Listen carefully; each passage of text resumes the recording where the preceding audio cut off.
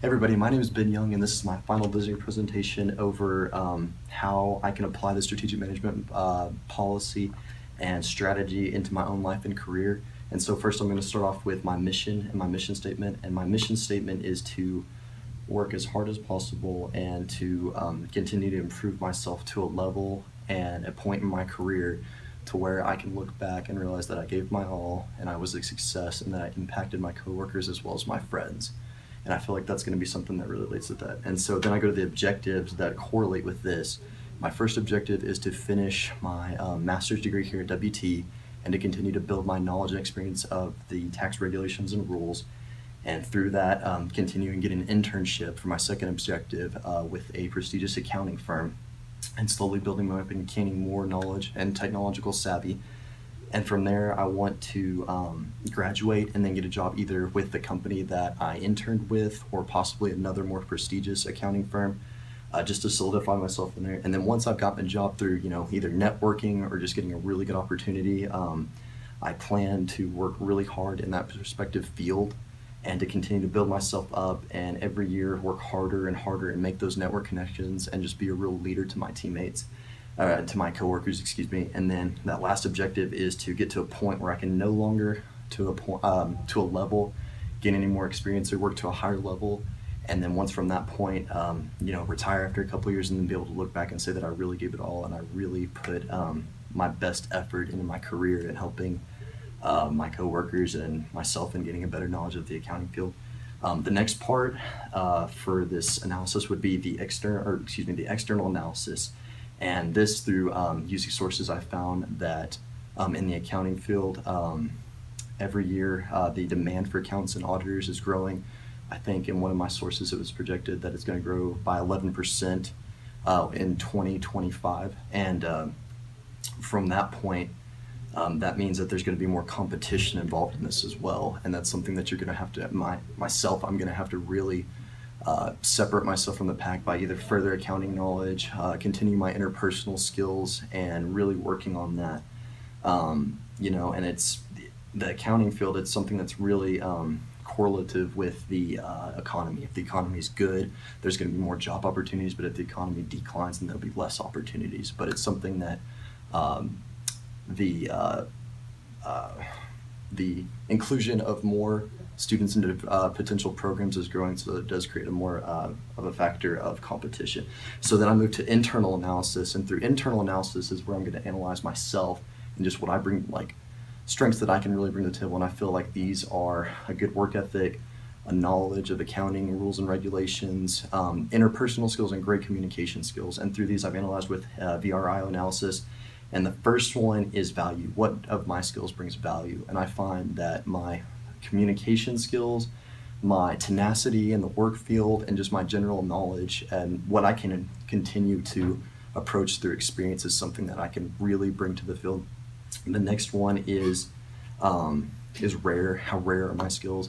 And when you think of an accountant, you think of somebody that's a numbers person that really doesn't want to talk to you, that just wants to sit at their desk and avoid any interpersonal relations. But I'm the opposite of that. I can still work hard and be at that desk, but I still, I'm able to bring in that rare skill of talking to other people and really bring an interpersonal aspect to it. And then the next one would be how easy is this ability to imitate? And I find it's very hard. You can study all you want and you can apply yourself, and through continuous regularity, you can bring yourself to a level where you have as much knowledge as the next person, maybe not as refined, but you can still bring yourself to that. But I find that people skills are harder to teach and harder to learn, and through being able to apply myself and having a job for the past 6 years in customer relations, I found that I've been able to teach myself that, and that's something that's not very imitable. And overall in the organization, as far as what's expected in the accounting field is people that are going to be up to a level of technological power, being able to apply themselves, interpersonal relations, and just being able to change with the different formatting of rules and regulations. And I find that overall I fit into this niche of this organization. The next part I'll go into is strategic choice. With strategic choice, you have to find the elements that can really aid you in your career and what's going to best help you and do that. And what I relayed it down to was networking being one of the key, a great resume and refining that, and obtaining additional accounting information and knowledge. And when I say these different parts of my strategy, I find that networking is just any job that you're going to have. Networking is going to be key. You have to know the right people. You have to make you introduce yourself to those relationships that are going to aid you in the long run. A great resume, I think, is something that's going to really separate you and give you a competitive advantage. And if you can continue to work through that with career services and refine that, that's something that's going to really give you an edge. And then the last one, like, you can never quit testing yourself enough through accounting knowledge and regulations, and it's always the key to continuing education, which is expected of you, and really knowing your stuff and just being able to build on that. And the next part is strategy implementation. This is where you really get into what you're going to do and how you're going to do it. What's your game plan? And my game plan is to finish out my master's degree here at WT and apply myself every day. And while finishing that master's program, those last few classes that I have, getting an internship and setting myself apart through competitive advantages at that internship.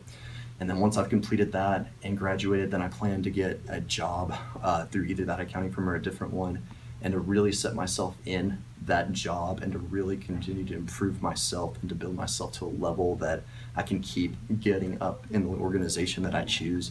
And just how I'm going to do that is, networking when you have the job. In order to get the job, just have a great network, something that you can really build on, and just, always striving to show leadership skills that'll differentiate you from your coworkers, but at the same time, striving to also, really be able to help them and have a great sense of what you can do and how you can really benefit them with your accounting knowledge and interpersonal skills. And then you keep going through your job and you keep getting to a point where you build up, and you keep getting up higher through promotions and such, and then you get to a point when you feel you can't go any further and you retire. And then another part of that, my game plan is once I retire to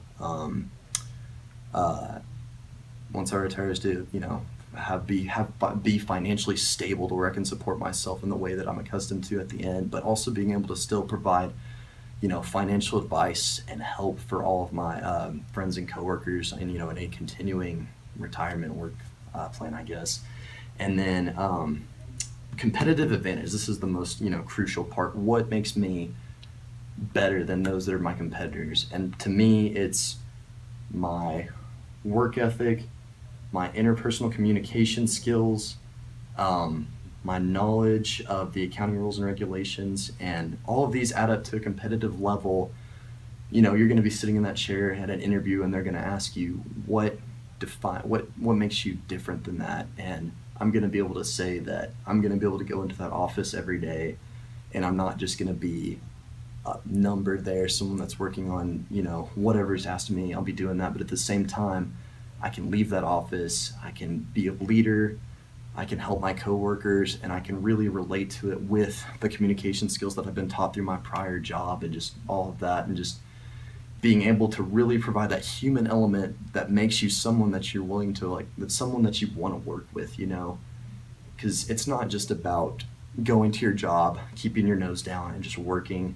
That's important, but you also got to be able to, to be cohesive and be able to provide a personal side of you that separates you from your coworkers and really makes you an asset to that company.